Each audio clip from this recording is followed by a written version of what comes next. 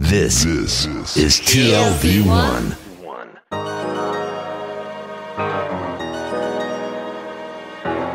The Tel Aviv Review. Hello and welcome to the Tel Aviv Review. I'm your host, Gilad Halpern. Every week we bring you conversations with authors about the books and research and other things that we like. And if you like us, please consider becoming a Patreon supporter by going to our homepage. That's tlv1.fm/Tel Aviv Review. Scroll down to the bottom and click the big red button that says Patreon. Click and support us. Some of you have been doing this for months and years, and we cannot thank you enough. My guest today is a veteran British financial journalist, the associate editor and chief economics commentator at the Financial Times newspaper. He has written several books, most recently The Crisis of Democratic Capitalism, newly published by Penguin Random House. Martin Wolf, hello and welcome to the Tel Aviv Review. I'm very pleased to be with you. So the title of your book is neither The Crisis of Capitalism nor The Crisis of Democracy, but rather The Crisis of Democratic Capitalism, building on the premise that these two phenomena are mutually complementary and also, in this case, mutually destructive. Can you elaborate on this Gordian knot between the two? Well, first of all, let me be clear about why I made the two together. So I was thinking about how the economic system of the world and the political system of the West relate to each other. Because obviously societies don't just have an economic aspect and a political aspect. A society is everything together. But the economy of a society and the political arrangements of that society are core. They are central. And the interesting thing about the modern West, which has been, after all, dominant in the world in some ways for a century or two, perhaps even longer, is that it combines a relatively free market or liberal market capitalism, it's its economic system, with democracy, it's its political system. And what is interesting about this is, or perhaps the most interesting thing about it, is that really for the first time in human history, we are trying to separate wealth from power.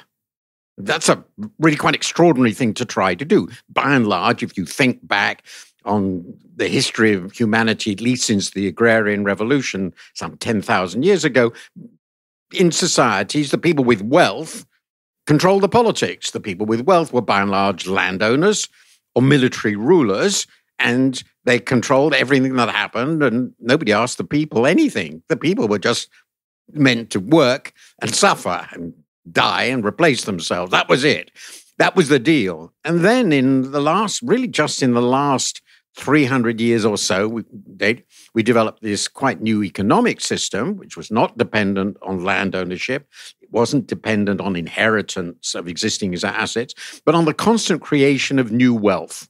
That's essentially, I think, what capitalism is about. And at the same time, though somewhat later, a new political system emerged, democracy.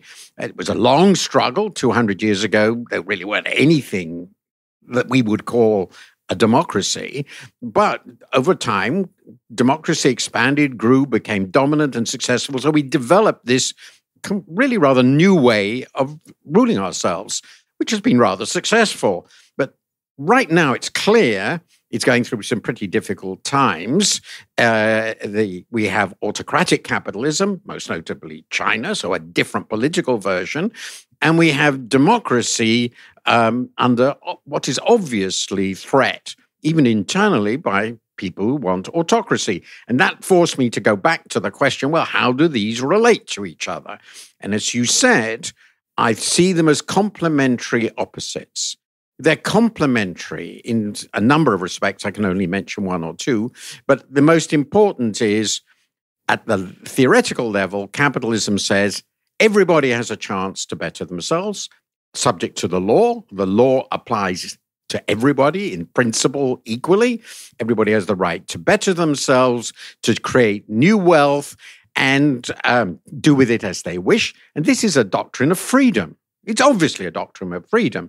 And at the same time, in politics, democracy says, well, each individual has the right to express a view on politics and have a say, a freedom of opinion in society, and that is clearly also a doctrine of freedom. So in some sense, they are very closely related. And I also argue that practically they're related, because what capitalism did was generate a new sort of economy that in many ways empowered the vast mass of people through urbanization, through industrialization, through the need to educate people. And at the same time, the emergence of democracy protected capitalism from its excesses, the most obvious which were concentration of wealth and some sort of crony capitalism or oligarchic capitalism. And the best example of that was the antitrust movement in the early 20th century in the US. Democracy reacted against predatory capitalism. So in this sense, they're mutually supportive. But of course, they are also in tension because capitalism generates vast wealth, and with wealth always goes some power, some say in politics, which is greater than anybody else's, and capitalism generates insecurity and can generate poverty and inequality. And this tends to make people very angry about the situation, starts leading them to support populist demagogues. Yeah, so this is the way they're opposed. And this is, in essence, the whole thesis of my book. And this is where we now are. So what's really shifted this balance? I mean, as you say, capitalism and democracy have been so successful at cancelling each other out, all the torts and damages.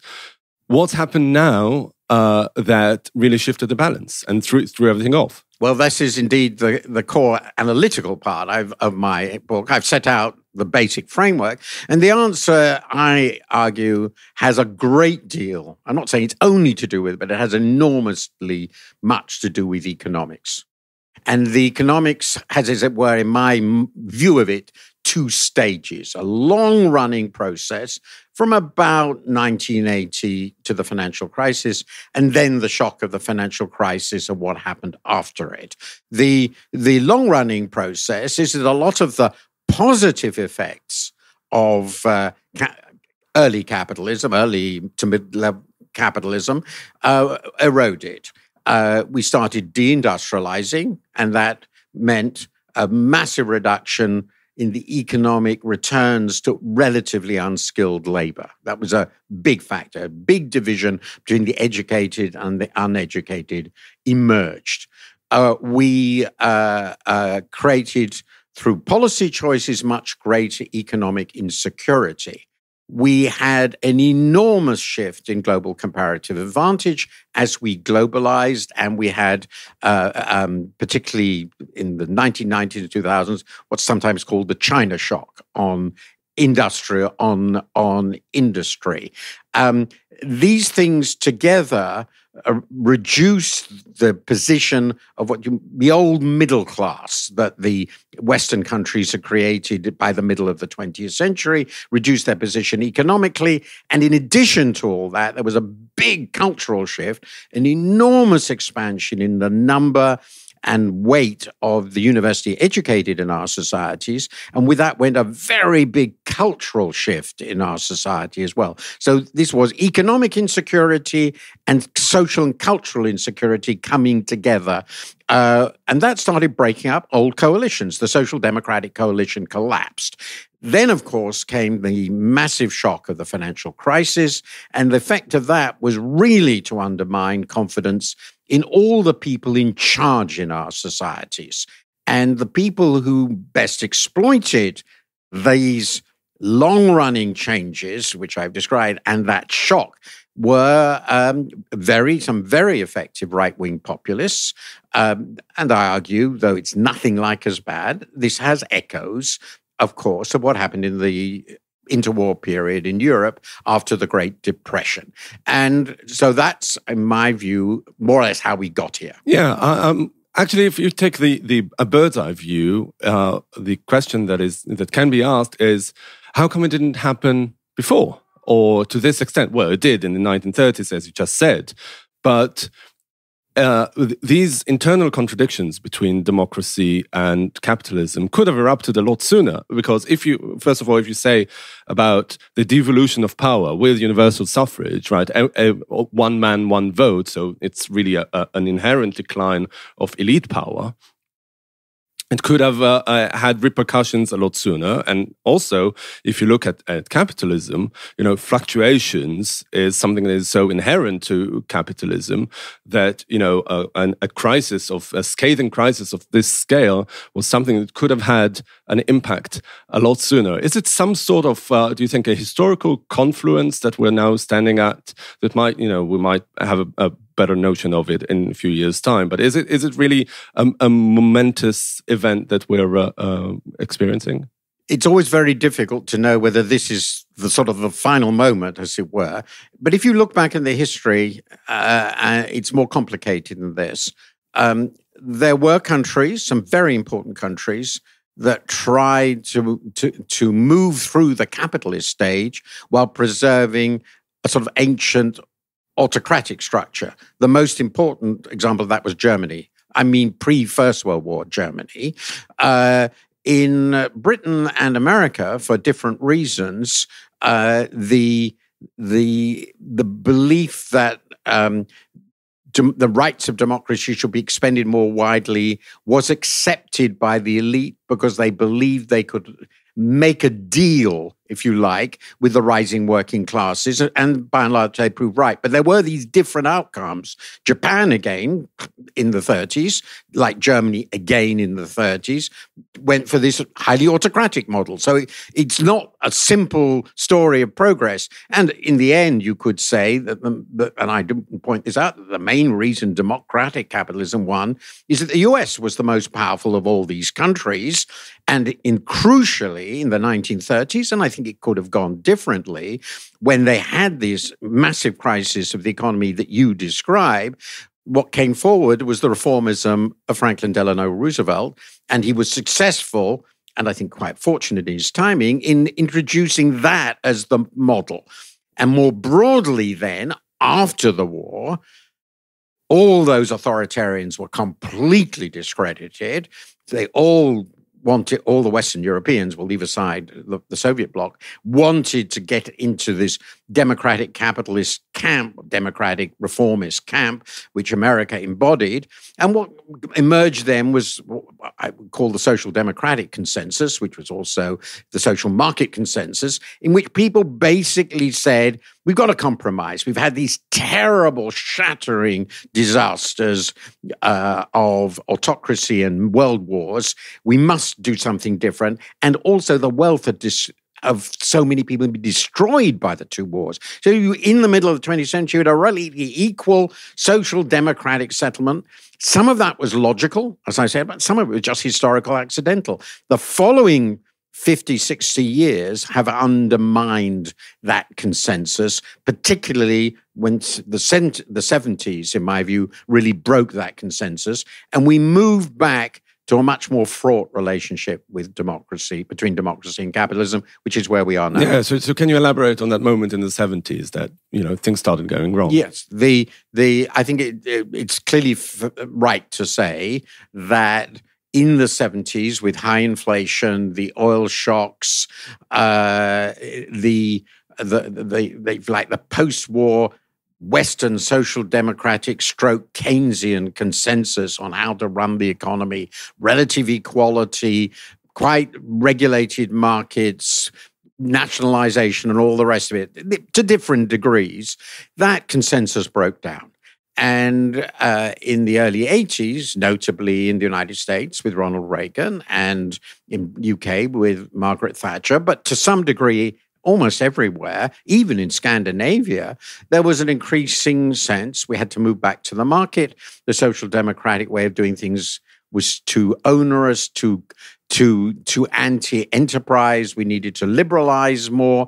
A lot of good things happened as a result, but also, along with this colossal shock of the entry of China into the system, it started transforming the economic basis of that old social democratic, if you like, liberal market consensus of the middle of the 20th century. It took a long time, and most of us, to your other question, didn't recognize what was happening because up to about 2000s, politics remained reasonably conventional.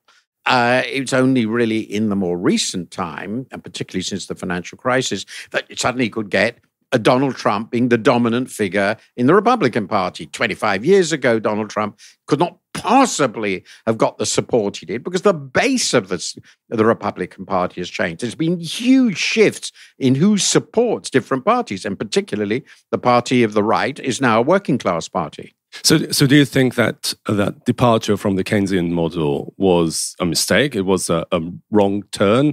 Should global economies have reinvented that model in one way or another? Because also in the book, you refer to a new deal. Is that really what we should do now, maybe 40 or 50 years on? Well, this may be the wrong solution. It's very much the way I think. The way I think about it, if I look back over the last 70 years, is that the characteristic of human society, a characteristic of human society, is that it overreacts to the preceding mistake.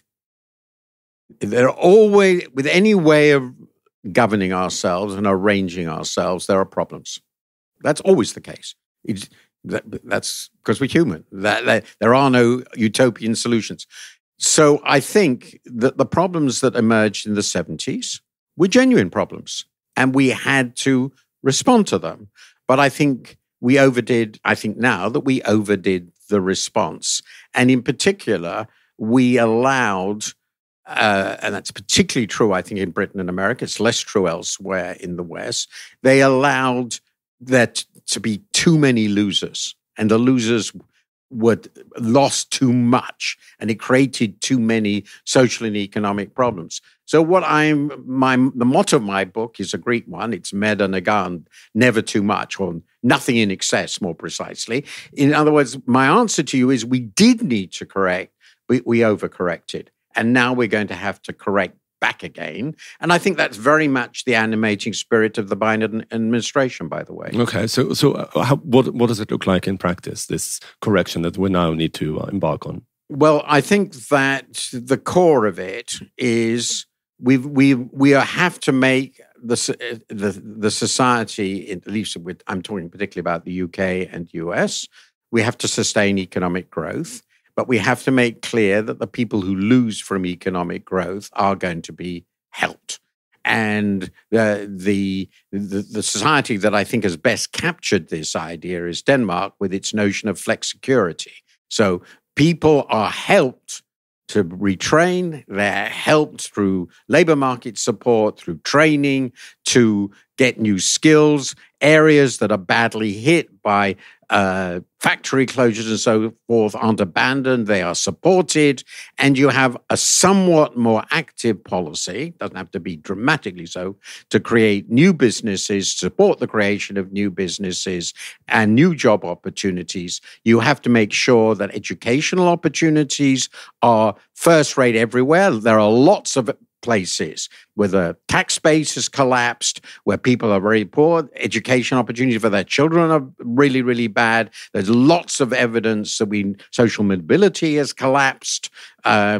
People can only get into universities if they're in top class, they go to top class schools and so forth. And we have to increase social mobility. If we're going to have the promise of democracy, we have to have the promise that everybody has a chance. And that's not actually the situation now. And people know that. So it means a lot of different policy, which is why the book has the characteristic of rather a long analysis of these things.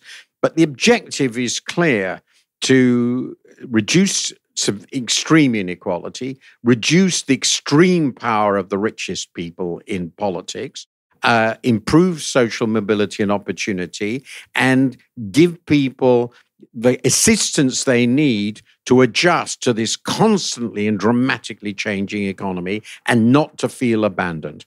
Do you think that it's something that is registered among world leaders? I mean, I'm thinking about the climate crisis as a parallel, right? all the experts are saying something, what should be done, and take some time for those recommendations to find themselves the way into practice. Is it a similar case in this case? No, I think that the truth is that my optimism about what will happen is tempered. It's not extremely strong. I think it's very depressing.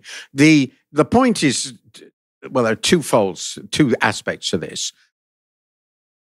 Yes, first, the politics built on rage, anger, contempt works. It works very, very well. Human beings are clearly, I have these wonderful quotations from Plato's Republic. So it's 2,500 years ago in the first democracy, major one, Athens, that people can be and are very happy to be led by a demagogue who tells them, follow me, give me all the power, and I will solve all your problems. If they don't trust anybody else, that's what they go for. So there are very powerful reasons, once we've got into this situation, why a figure like Donald Trump is so popular and seems very likely that he'll be, again, the president of the United States. So that sort of politics, and we're seeing it in much muted form in Britain, and if I may say so, we're seeing it also in Israel. That sort of politics, demagogic politics, works, and it is the Achilles heel of democracy, as Plato pointed out 2,500 years ago.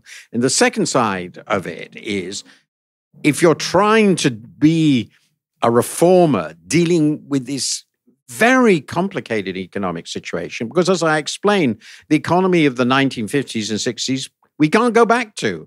We can't go back to a world when there was no China, when the developing countries hadn't learned how to do so many of the things we now do. We can't go back to an economy when ordinary unskilled labor has great value, because it doesn't. And so that's just nostalgia. So we need a more progressive politics, which is genuinely forward-looking, and it's difficult to articulate that and difficult to get people to support it, and by and large, politically, it isn't working. So if I were predicting, I would say that the populists are going to win. But since I don't want that to happen, because I think they will ruin us and ultimately create autocracies, I'm going to put forward what I think are alternatives, and I hope in luckier countries and more sensible countries with better leaders, there is a chance of an alternative. They're clearly trying in America now. I think the situation in Britain is improving from this point of view. I don't know how it's going to go in a country like France or Italy. We don't know. There's lots of danger. But I think we've got to try, because there's no alternative to me. I want to ask you about really the elements of democracy. So on the one hand, there's always the risk of autocracy, as you say, when a populist leader comes to power and wreaks havoc. And then there's the perhaps more lackluster dimension of democracy, which is institutions. And in the case of, say, the United States even, I mean, despite Donald Trump's formidable character and much driven motivation, he was unable to rig the elections. He was unable to carry out many of his policies and policy proposals because of how democracy limited his power. Yeah. And, looking at the budding autocracies in the former Eastern Bloc, whether it's Hungary or Poland, the European Union is now rearing its head and, also giving them some sort of a price tag on this. Do you think in your analysis that perhaps institutions are more powerful than we as people, as commentators, as observers, tend to think? So again, I have two answers to that. The first is institutions matter enormously. Indeed, a core point of this is democracy is where I define it as a civilized civil war. That is to say, you have to accept when you've lost. You have to accept, in other words, the rules of the game. There are rules of the game to make a liberal democracy work. And rules of the game don't enforce themselves. They require institutions to enforce them.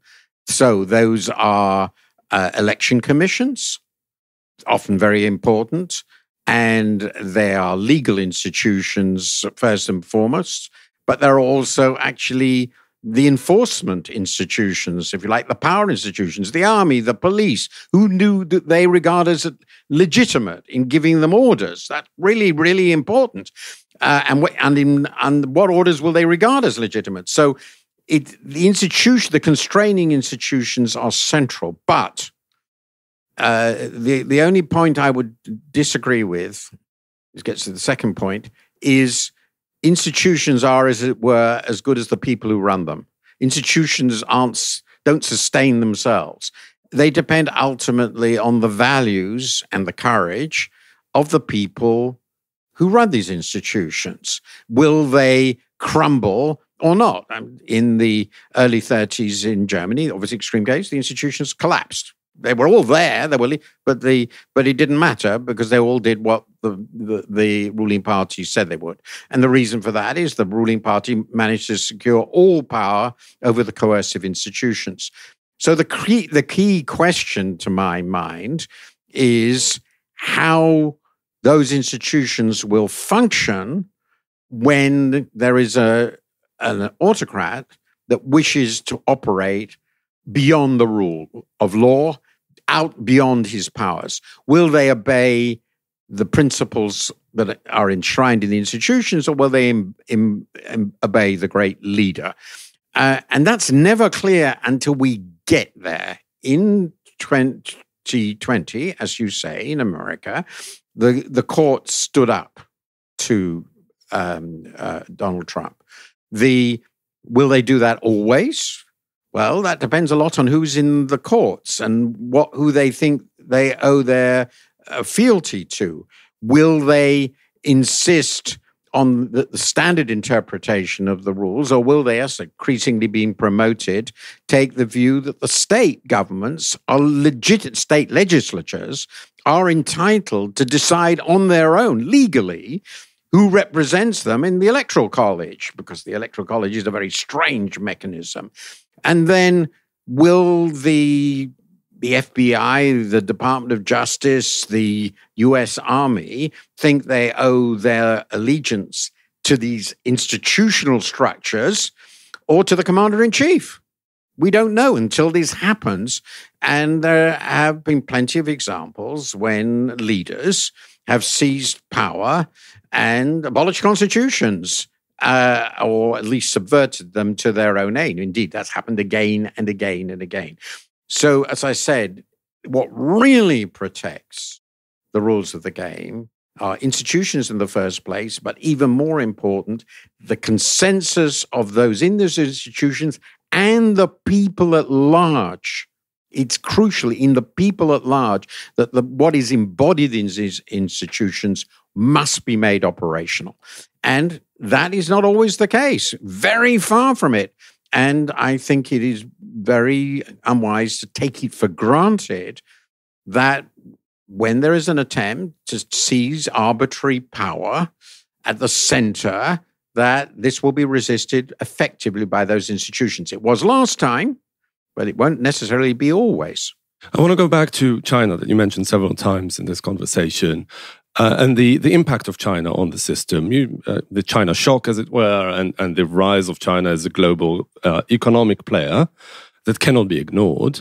But I also wanted to ask you on perhaps a more philosophical level, because China presents us an alternative model, one that really separates that capitalism from democracy, that says that capitalism can flourish and do very well even without the existence of even a remote model of democracy. Do you think that it had an effect on the perception of democracy in the West? People, perhaps inadvertently looking to China and telling themselves, okay, so maybe we can do capitalism without democracy, and this is something that we should try on our own terms? In fact, yes, and I'll come to that. I think there are actually two interlocking revolutionary or counter-revolutionary moments in this rise of democratic capitalism. First is the perception around the world that maybe the US doesn't really believe in democratic capitalism, and the US was a model. So that's really important. Lots of people feel they're sort of vindicated because, well, if we can see what's going on with the attempt to overthrow the last presidential election result, well, maybe we can do that sort of thing. So that's, if you like, the enemy within. And then the enemy without. Now, I don't think at the moment that China is really a model for the world. There's only one country that really has any similarity to its system, which is Vietnam, which is actually an enemy, but that's another matter. Because China's model is rooted in both in its history, very deeply rooted in its history, which is unique, and in the fact that it became communist and Leninist communist, as it were, under Mao. And nobody really thinks, in other countries that they're going to go there. So it's not directly a model, but it is a power, and it is broadly allows people to say, well, we can do our own thing. It won't be like China, but it doesn't need to be like the West either.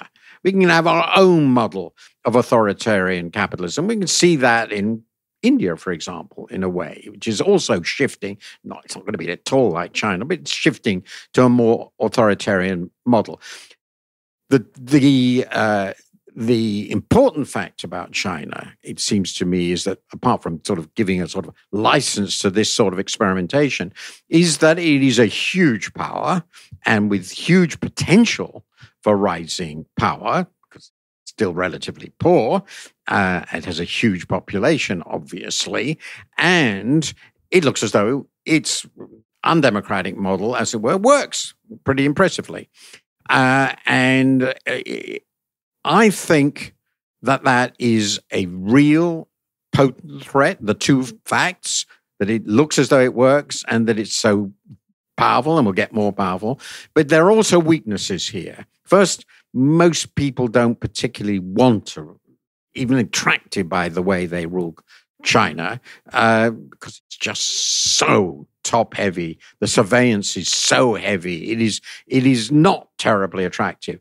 And the second problem is that they too have a delicate balancing act. Deng Xiaoping, who was a genius, somehow managed to combine a collective leadership with a market economy. And this was quite a tense balance. It's not clear quite how the polity and the economy fit together. Now, what has happened since Deng left, and it's now 10 years on under Xi Jinping, is a really quite different political model and economic model. Politically, he has centralized power in his own hands. It's not a collective leadership in any one hands, so it's vulnerable to the mistakes that any one man makes. And he has made mistakes. It's clear. Quite big ones, I think. Most notably, I can give many over COVID. And those mistakes made people in China very mad. And secondly, he's developing a much more centralized economic model with a much greater hostility to and fear of the influence of the capitalists and capitalist business. And I think he is throttling Chinese capitalism in the process. In fact, what I think, lots of Chinese people, they would never say it openly, but I know people who will make clear that they are worried that the dynamism and entrepreneurship that was unleashed under Deng Xiaoping is being throttled because the government is becoming hostile to capitalism. And it's becoming hostile for a reason that is not just accidental, it's structural in their system. If you have a bureaucratic, centralized political system and you have no rule of law, effectively you don't, every economic decision has to be approved directly by bureaucrats. And this means there are all opportunities for corruption. And the richer the country gets and the more resources the capitalists have, the more pervasive that corruption inevitably becomes. A capitalist state without a credible independent rule of law inevitably becomes anarchistic and corrupt. And Xi Jinping told us that. He said it very explicitly. We're getting into power. So I must clean up the politics. But the price of cleaning up the bureaucracy by sending 500,000 or more people to prison and so forth, which is also, of course, a power grab, is inevitably that he ossified decision-making. people got frightened of making decisions because it might be seen as corrupt.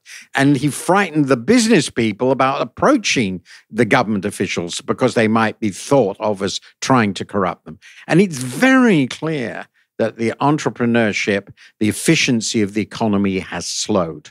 Now, it's still got so much potential. The Chinese people are so able that it will continue to grow. But I think it's absolutely clear that they haven't solved the big economic problems he inherited from its predecessor, debt, over-reliance on real estate, and they're creating new ones with this really difficult relationship that has now emerged between the state, the bureaucracy, and capitalism. So my view is this is not a great system. It's done very well, but I still think ours is a better system. And I think it's with luck, and if we stick with it, we will prove that it's a better system. But of course, the fact of China's rise and what it has achieved so far has changed the whole balance of power, and of course, including the legitimacy of democracy worldwide. Yeah. Well, in the opening gambit of the book, you write how the heyday of capitalism coincides with your own lifetime. After the post-war era to this day. And, in a way, seeing the rise and fall thereof. I don't know if it's that closed-ended on both ends, but still. And that biography of yours that you write about your parents being refugees from Nazi-occupied Europe, coming to Britain and starting a new life, giving you a life in a democratic capitalist country. To what extent do you think that your whole endeavor in this book and more broadly is informed by your own biography? I think journalism of the type I do is unavoidably personal. I mean, I write columns. I try to make them objective and analytical, but if you do this for a long time, it's personal. You write about things you care about, and you write about it in ways that you care about. For me, the fact that democracy, and which I think the market is a crucial component, emerged successfully from the catastrophe of the first half of the 20th century, survived the onslaught of communism, Soviet communism, to be triumphant in the 1990s, as it seemed, was simply wonderful. It gave me and my family and hundreds and hundreds of millions of others, increasingly worldwide, opportunities that are, by historical standards, completely unique. And on almost every measure, the post-war period has been the most successful period economically, socially, worldwide, not just in the West, ever. I mean, there's no question about it. And but now I see it very, very seriously threatened. I discuss climate in the book too. There's the big environmental challenges.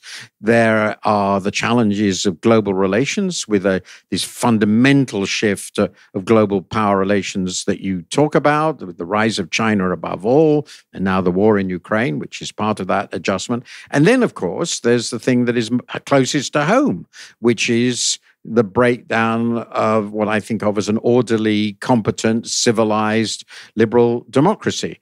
Those things make me feel that we're in immense danger of throwing away, I would say, the things that were to me most valuable that I inherited from the struggles of my parents' generation to restore civilization.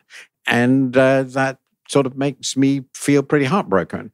And so I wrote this book because I had to, as it were, to express why I think this is what's at stake and why I think we should all care about it. It really is about the sorts of world in which our children and grandchildren will live. And I think there are so many huge challenges: peace, of protecting the planet, but also very much of protecting a civilized political order, which we have had, which is very difficult and very, very fragile, always. And the natural way for humans to run themselves seems to be tyranny. It seems to be what we do, tyranny and plutocracy. And that's not the world I want anybody, and above all, not my own family and